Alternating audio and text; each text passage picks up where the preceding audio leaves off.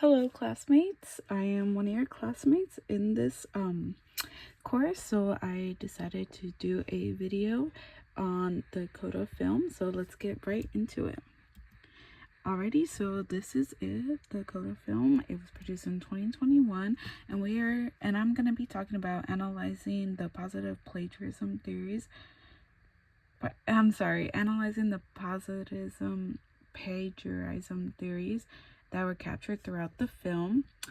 The two I chose is the family development theory, which has the exclamation right over there from our readings. And then we have the social exchange theory. I chose these two out of the three because I saw a lot of correlations between the two throughout the movies. So I thought that these would specifically suit these the best while representing the movie. So I'm first gonna dive into family developmental theory. So one of the aspects of it is the stage theory, and I wanted to talk about Evelyn Duval. She processes 6 stages.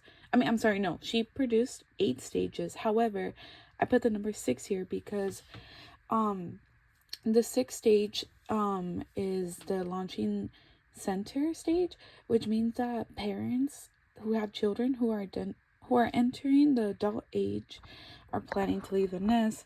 So these are parents who have like their kids who are like 17 or 18 ready to move out around that time age. So this is where the parents are at, Frank and Jackie, who are the parents of Coda.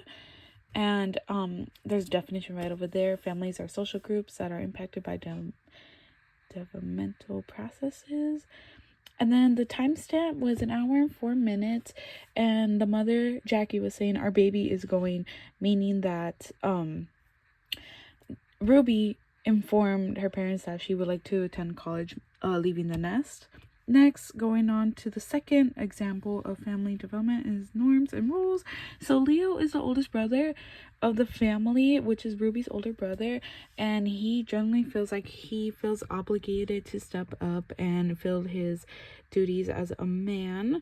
And he confessed that he wanted to take care of things, and he admitted that he is older brother, and yeah, he gets treated like a kid because the parents depend on Ruby, knowing that Ruby can translate for others, so they're more dependent on her rather than Leo, which makes him feel like his roles of being the older brother are just kind of disregarded.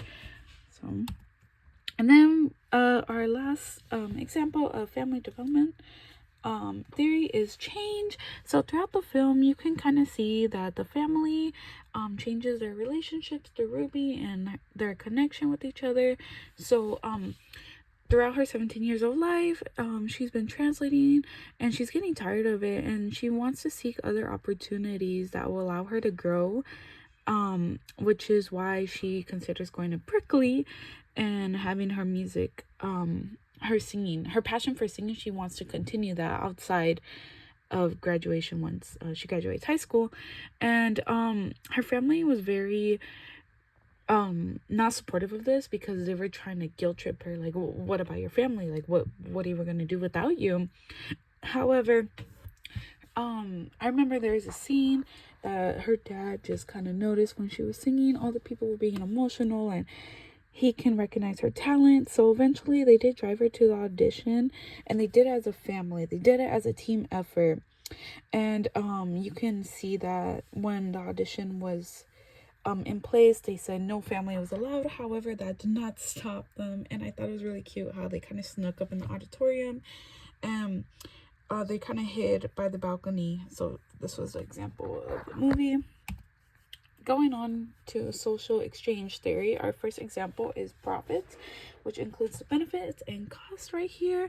And then Ruby attending college was a reward of her passion. So if she was to attend college, she would be engaging in her singing.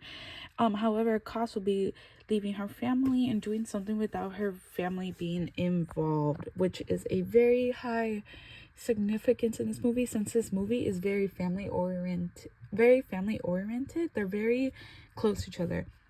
And then her quote was on the stamp frame of 1 hour and 1 minute.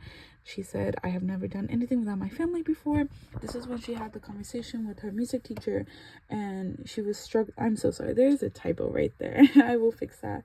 When she juggled her busy life with singing, practice, and family, and her new family business. So those are the some benefits and costs that she was facing.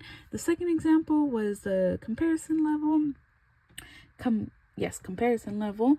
So this includes experience and expectations. So Frank and Leo, father and son, they're debating on starting their own fish business, since the fish business was going down and they were getting ripped off by all these big companies. And their expectation was that these guys, if they were to go in business, they were not going to be taken seriously since they are deaf. They're going to be considered like, oh, they can't handle it because, you know, of their condition. And they just automatically assume that based on their conditions, they will be seen as a joke, which can be seen right there in the quotes by Frank. The father said that we are deaf guys. They just look at us like we're a joke, which is honestly very sad. It's kind of like a wake-up call that people are treated differently based on their conditions, and based on the stigma on that, they just kind of assume on others' reactions. So that was kind of brought to the film here. And then lastly, our social exchange theory, we talked about, there's dependence factor. So this includes barriers and investments. Sorry, my camera keeps on moving. Includes barriers and investments. So Rui was invested her time with Mr. V, which is her music teacher in high school, and then they would have private singing lessons. But this will be throughout her jam-packed schedule, so she would be going to school, working with her family, and being able to have that practice after school.